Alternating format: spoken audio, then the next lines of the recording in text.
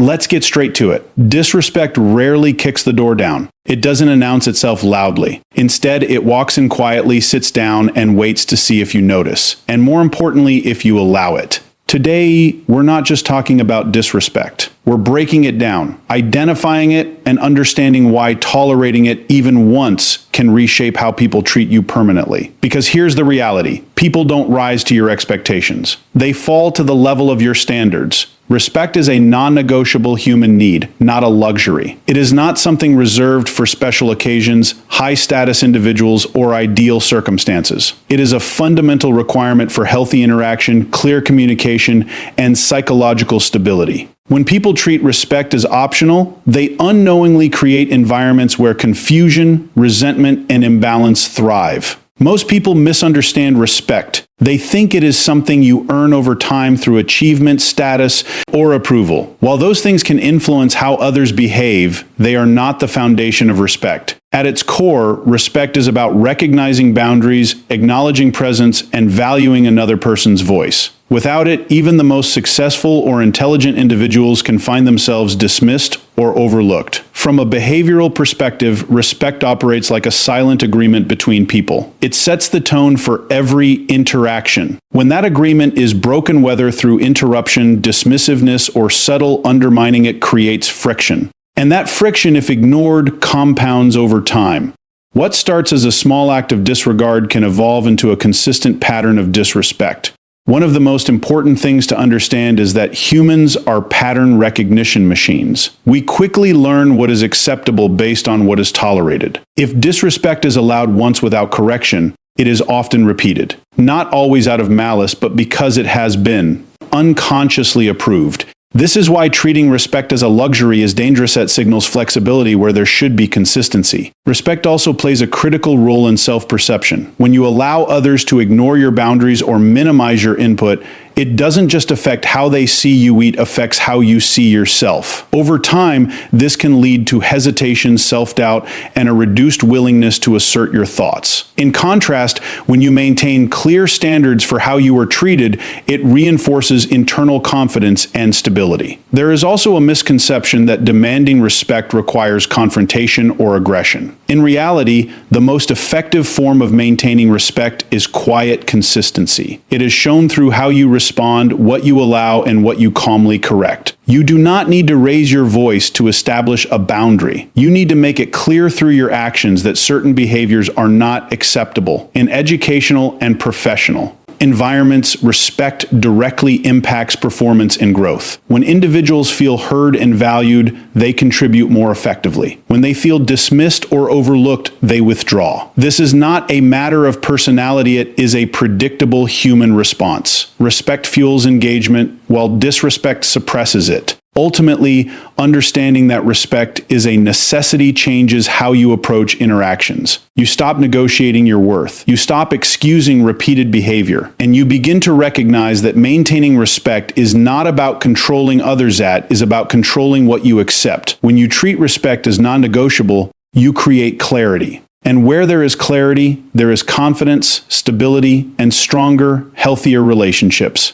Disrespect often appears subtly before it becomes obvious. It rarely starts with open hostility or direct confrontation. Instead, it begins in small, almost unnoticeable ways, moments that are easy to dismiss, excuse, or rationalize. A slight interruption here, a delayed response there, a joke that feels slightly off. Individually, these actions may seem insignificant, but collectively, they form a pattern that reveals much more. Human behavior is rarely random. People test boundaries in low-risk ways before escalating. This is not always a conscious decision, often it is instinctive. Subtle disrespect acts as a probe, a way of gathering information. It answers a simple question: will this be accepted? If the answer is yes, even silently, then the behavior is reinforced. Over time, what was once subtle becomes more direct, more frequent, and more difficult to ignore. One reason subtle disrespect is so powerful is because it creates doubt. When something is obvious, it is easier to address. But when it exists in a gray area, people hesitate. They question their interpretation. They wonder if they are overreacting. This internal dialogue delays response, and that delay creates opportunity for the behavior to continue. In many cases, the person on the receiving end becomes more focused on analyzing the situation than addressing it. Another important factor is social conditioning. Many individuals are taught to prioritize harmony over confrontation. They are encouraged to let things go or not make a big deal out of small issues. While this can be useful in maintaining short-term peace, it often comes at the cost of long-term respect. Subtle disrespect thrives in environments where it is consistently overlooked. It is also worth noting that subtle disrespect often hides behind socially acceptable behaviors. Sarcasm can be framed as humor. Exclusion can be explained as oversight. A lack of acknowledgement can be justified as busyness. These explanations provide cover, making it easier for the behavior to persist without challenge. This is why awareness is critical. You are not just observing what is being done, you are evaluating patterns, frequency, and intent over time. From an educational standpoint, recognizing early signs of disrespect requires attention to consistency rather than intensity. A single incident may not define a pattern, but repeated behavior does. If someone regularly interrupts you, frequently dismisses your input, or consistently fails to acknowledge your presence, these are not isolated events. They are indicators of how that person perceives and prioritizes you.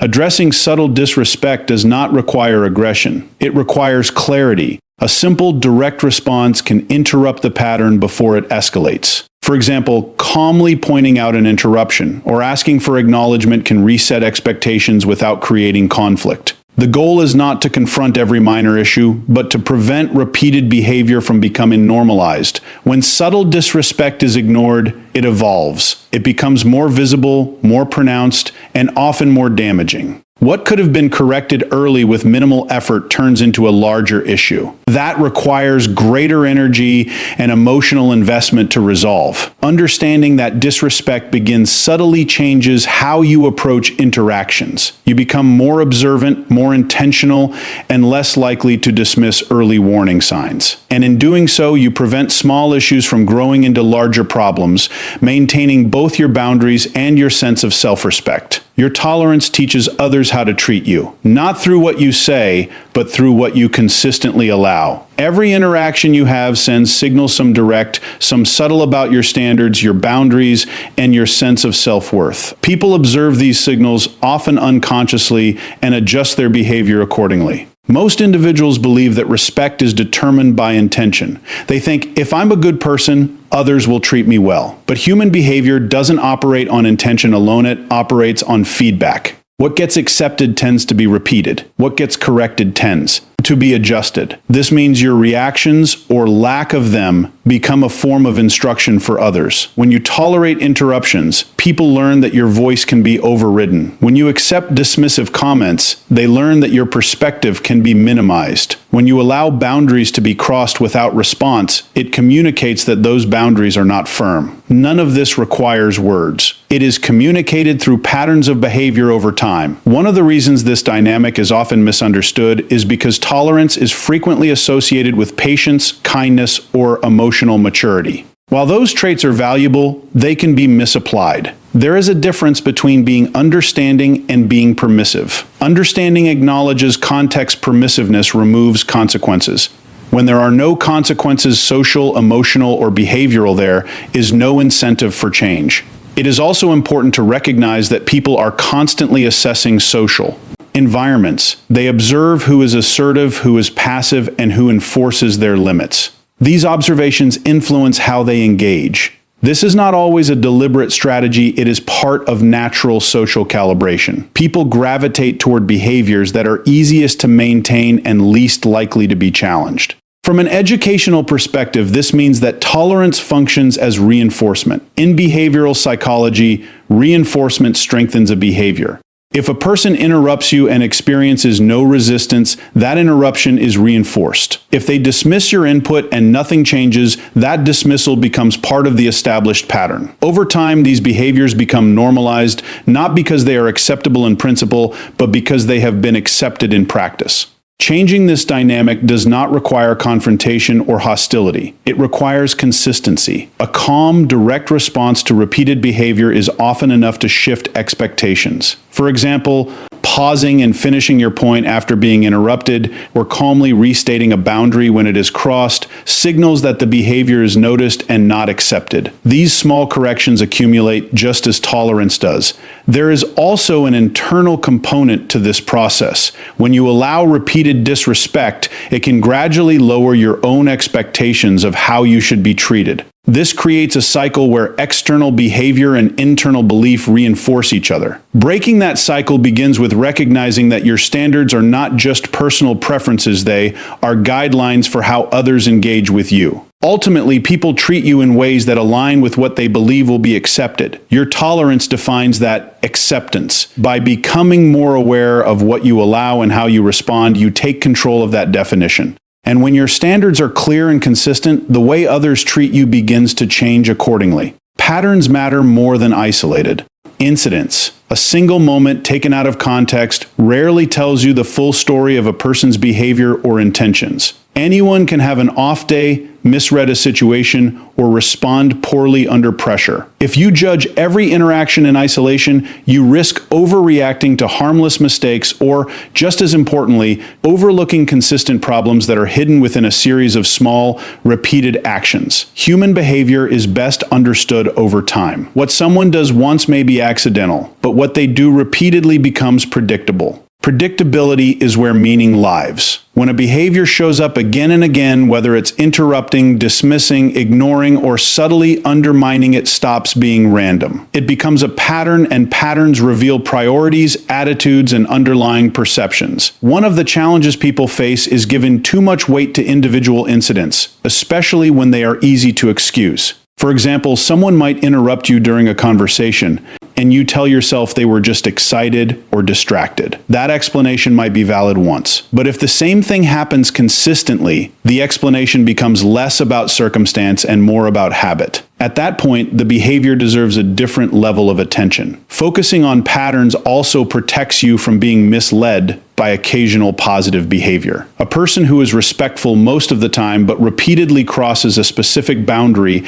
is still demonstrating a pattern in that area. It is common for people to balance negative actions with positive ones, which can create confusion. You might think they're usually fine and overlook the recurring issue. But patterns don't require constant repetition to be significant. They only require consistency over time. From an educational standpoint, pattern recognition is a critical skill. It allows you to move beyond emotional reactions and into objective observation. Instead of asking, "How did this moment make me feel?" you begin to ask, "How often does this happen? And what is consistent here?" This shift changes how you interpret behavior. It reduces impulsive decisions and increases clarity. Patterns also help you make more accurate predictions. If someone has consistently ignored your boundaries in the past, it is reasonable to expect they may do so again unless something changes. This is not about assuming the worst, it is about using available evidence to guide your expectations.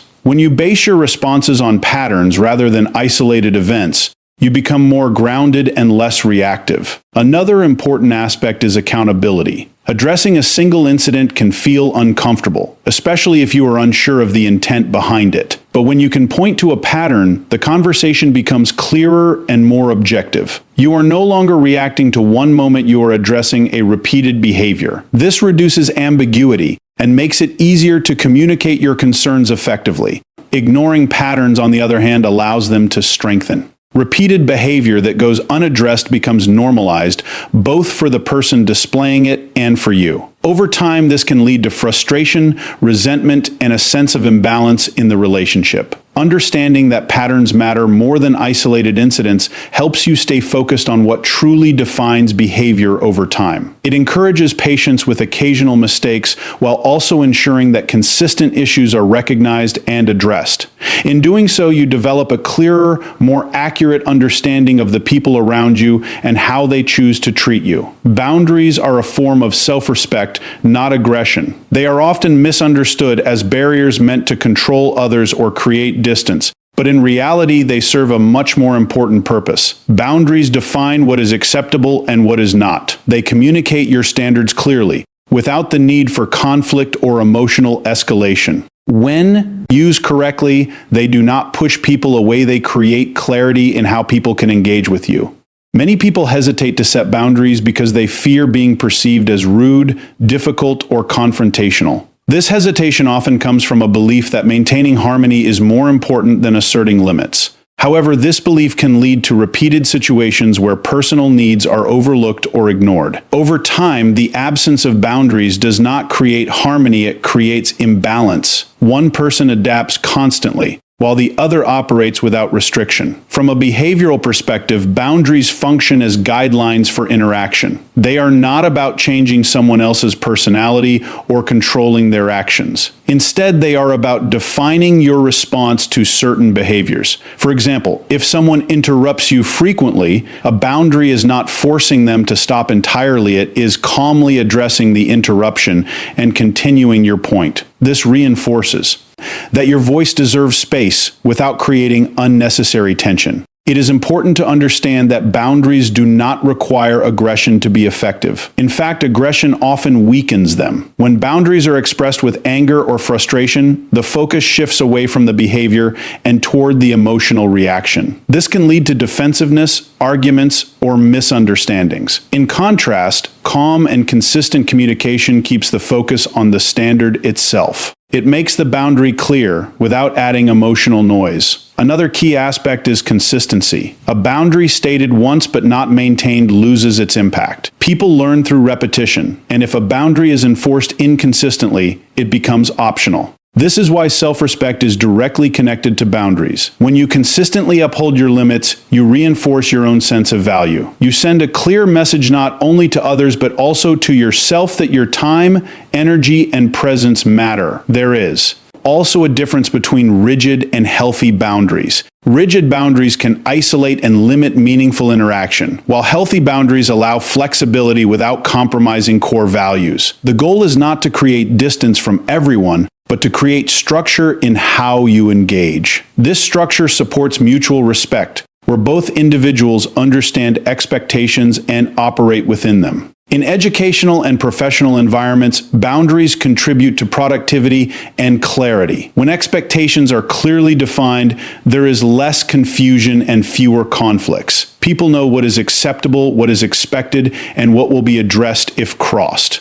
This reduces stress and increases efficiency, as energy is not wasted navigating unclear or shifting standards. Ultimately, boundaries are an expression of self-awareness. They require you to understand what matters to you and to communicate it effectively. They are not about being difficult, they are about being clear. When you treat boundaries as a form of self-respect, you shift your perspective. You no longer see them as something to avoid, but as something necessary for maintaining balance, confidence, and healthy relationships. Recognizing disrespect early prevents long-term damage. The earlier you identify a problem in behavior, the easier it is to address, correct, and contain. When disrespect is noticed at its beginning stages, it is often small enough to manage with a simple, calm response. But when it goes unrecognized or is repeatedly ignored, it grows into a pattern that becomes much harder to change. One of the main reasons early recognition is so important is because behavior solidifies over time. What starts as a minor action and interruption,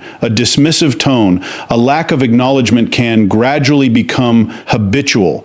Once a behavior becomes a habit, it requires more effort to break. This applies not only to the person displaying the behavior, but also to the person experiencing it. Tolerance can become a habit just as easily as disrespect can. Another key factor is emotional impact. In the early stages, subtle disrespect may only create mild discomfort or confusion. You might notice something feels off, but it is easy to move past it. However, when the same behavior continues over time, that mild discomfort can evolve into frustration, resentment, and even self-doubt. Addressing the issue early prevents this emotional buildup and keeps interactions clear and manageable. There is also a cognitive aspect to consider. When disrespect is repeated without acknowledgement, people often begin to rationalize it. They create explanations to make the behavior seem less significant, telling themselves the other person didn't mean it, or that it's not worth addressing. While this can reduce short-term tension, it increases long-term risk. The behavior continues, and the internal standard for what is acceptable slowly shifts downward. From a behavioral standpoint, early recognition interrupts reinforcement. When a behavior is not challenged, it is more likely to be repeated. But when it is noticed and calmly addressed, it introduces a pause in that cycle. It signals that the action has been observed and that it does not go unnoticed. This alone can be enough to prevent escalation, especially when done consistently. It is important to understand that recognizing disrespect early does not mean reacting to every minor issue with intensity.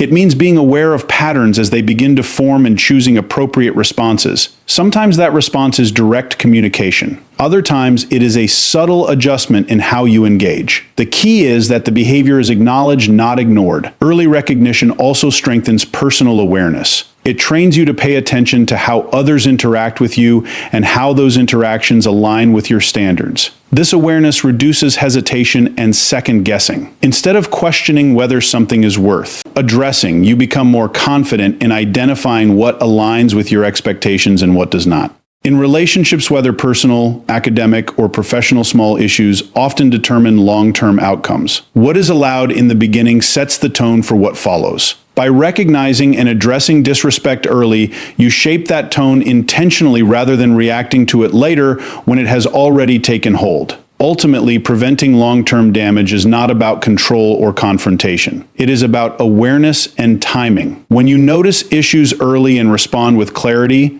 you're setting the stage for a more effective conversation. You maintain balance in your interactions and avoid the accumulation of problems that become far more difficult to resolve over time.